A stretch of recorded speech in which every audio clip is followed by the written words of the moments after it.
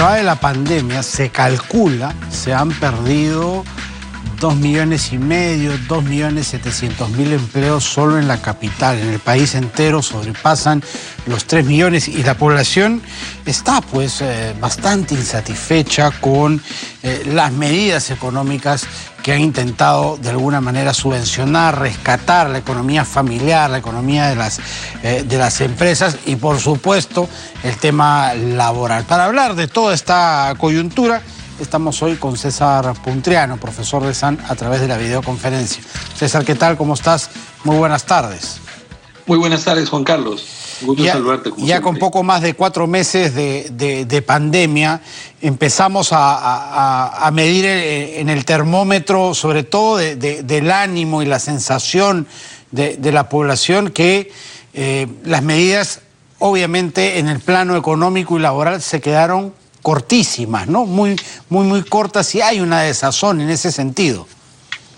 Efectivamente, efectivamente. Es más, del propio discurso que llevó el premier anterior ya al Congreso ofreciendo pues su plan de gobierno, tampoco es que el tema laboral le hubiera sido tocado en profundidad. Y eso, como bien lo señalabas, pues ha generado preocupación y desazón en la población. Son muchos empleos formales que se han perdido. Y si ya el índice de informalidad en el Perú estaba en un 70%, imagínate cómo estaremos ahora, mucho peor quizás. Entonces, yo creo que efectivamente tiene que reactivarse el tema laboral. Tiene que estar dentro de las prioridades del menos de un año que le queda al gobierno del presidente Vizcarra. La pregunta del millón es ¿cómo? Sí. Sin duda es un tema muy complejo, pero creo yo que hay algunas medidas que están al alcance de este gobierno que ya le queda poco tiempo, como decíamos, y quizás no está ya en posición de hacer la gran reforma integral que es la que se espera desde hace muchos años. Pero creo yo que por lo menos debería sentarse las bases para eso, ¿no? Por ejemplo, un tema del que mucho se habla es que nuestra oferta de mano de obra no viene articulada con la demanda, es decir, los nuevos profesionales, los nuevos técnicos que vienen saliendo al mercado laboral no vienen a ocupar las plazas que requieren las empresas. Entonces yo creo que eso es muy importante porque eso de ahí implica que se genere empleo productivo, que tengamos trabajadores más productivos, y eso justamente implica responder a las necesidades del propio mercado.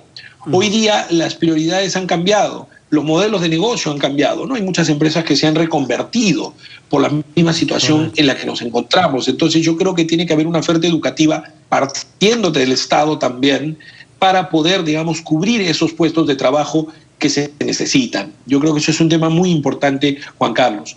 Ahora, otro tema importante también que va de la mano justamente con estas empresas que han perdido muchos puestos de trabajo y quieren reactivarse y necesitan reactivarse, es darle facilidades.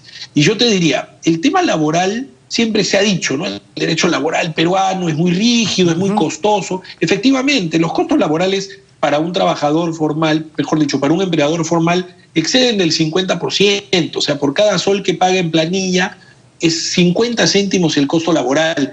Pero yo creo que la salida no es tanto pensar en rebajar los derechos laborales, sino compensar de alguna manera al empresario. Por ejemplo, a través de algún incentivo tributario, a través de alguna reducción de impuestos. Es decir, yo te compenso por el hecho de que tú crees un puesto de trabajo formal.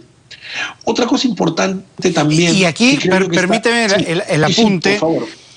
Cuando hablamos de empresarios, generalmente tenemos la tara, el vicio de pensar en la gran empresa. Pero también estamos hablando de la pequeña, la mediana y la microempresa, ¿no? Que son el soporte básico del empresariado en el Perú. El 95% son pequeñas o microempresas. Las grandes empresas son solo un 5%.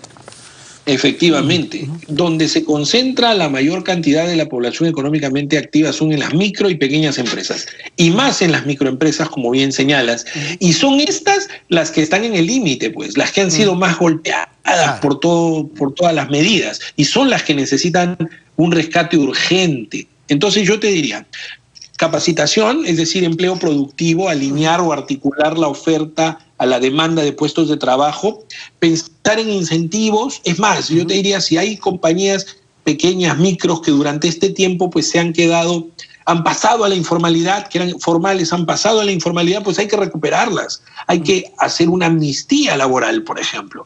¿Por qué no pensar en hacer una reprogramación de deudas, no cobrarles multas, no cobrarles impuestos por un tiempo, dándoles así ese incentivo para que ese dinero lo empleen en contratar personal de manera formal en vez de pagar impuestos?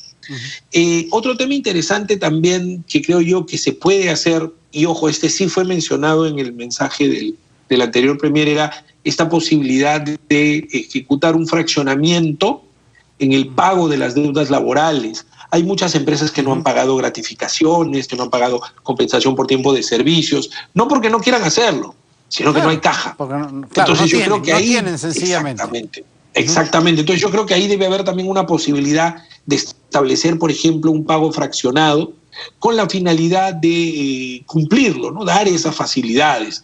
Hoy día la ley contempla esa posibilidad para micro y pequeñas empresas, pero a mí no me parece muy adecuada porque la establece en el marco de una inspección. O sea, tiene que haber una inspección de la SUNAFIL, que es la autoridad inspectiva, para que en ese marco de la inspección se llegue a un acuerdo para fraccionar deudas. Yo creo que eso muy bien podría acordarse o partir la iniciativa del propio empleador y decirle a su gente, miren señores, no tengo la liquidez para pagarles todo, pero hagamos un cronograma. Y la gente va a entender y con eso se puede mejorar el tema. Claro, porque de eso además depende la subsistencia de la empresa y por ende la subsistencia del puesto de trabajo. Efectivamente, efectivamente. Ahora, otro tema interesante, Juan Carlos, es el tema de las famosas suspensiones perfectas de labores. Ojo que acá no venimos a abogar para que las suspensiones se aprueben, no. Fuera del tema técnico, que es, digamos, algo fundamental, ¿no? Al momento de resolver los expedientes. Teníamos 30.000 en curso, ¿verdad? Es correcto, es correcto. Aprox, efectivamente. Entonces, fuera del tema técnico, yo creo que también es importante ver la otra cara de la moneda, ¿no? El tema de los trabajadores. Lo que el gobierno aprobó o extendió fue una prestación económica para aquellos trabajadores que ganaran hasta 2.400 soles y que laboren en empresas de hasta 100 personas, siempre y cuando su suspensión perfecta estuviese aprobada. Pero yo me pregunto, con un bajo margen de aprobación, yo creo que a estas personas se les debería permitir acceder al bono por el solo hecho de ser parte de una suspensión perfecta. La autoridad se está demorando en aprobar y la mayoría de veces dice que no. Y el porcentaje mínimo, ¿no? Porque de estas 30.000 que hablábamos, teníamos 1.000 aprobadas nada más. O sea, es uno sobre 30.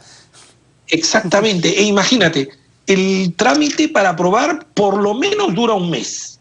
Y eso puede durar 2 o 3 meses. Entonces, si estas personas están sin sueldo, sin remuneración, el Ministerio de Trabajo le dice que no a la empresa va a apelar, va a impugnar, y entre tanto no hay aprobación, las personas se van a seguir quedando sin dinero. Entonces yo creo que por el solo hecho de que una persona ya esté en la lista de trabajadores suspendidos, el Estado debería soltarle la prestación económica. No esperar a la aprobación, honestamente, porque el resultado es incierto y, como dije, se demora. Entonces, mientras tanto, la persona no va a subsistir. Recordemos, Juan Carlos, que las primeras medidas donde se permitía retirar la CTS, donde se permitía retirar una parte del fondo de la AFP, fueron desde abril y ya estamos julio. Entonces probablemente las personas ya sacaron esa plata. Y ya se la gastaron. Entonces yo creo que, entonces yo creo que es bien importante que se haga pues que se repiense esta prestación económica para hacerla más atractiva, hacerla más real y que pueda alcanzar a la gente, ¿no? Porque si no, la gente se va a quedar sin dinero. ¿Y qué va a ocurrir? Van a salir a trabajar, a cachuelearse en lo que puedan, se van a incrementar los contagios y vamos a seguir con estos números tan altos que nos preocupan a todos. Muchas gracias, César, por haber estado con nosotros esta tarde, como siempre, tan claro. César Punteno, profesor de SAN, ha estado con nosotros. Vamos a ver qué es lo que escuchamos de este nuevo gabinete en su presentación ante el Congreso. Tenemos 30 días para esperar que se presente ante el Pleno de la Representación Nacional. Cerramos así, siendo las 3:39 nuestro bloque económico.